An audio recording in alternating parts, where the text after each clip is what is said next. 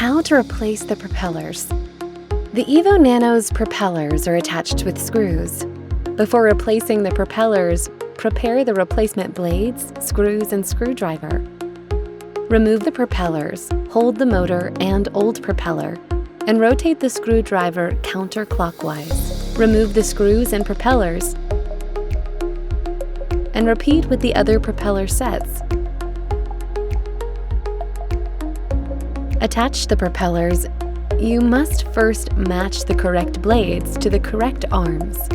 If a propeller is marked with a dot, mount this on the motor, whose arm has the corresponding dot.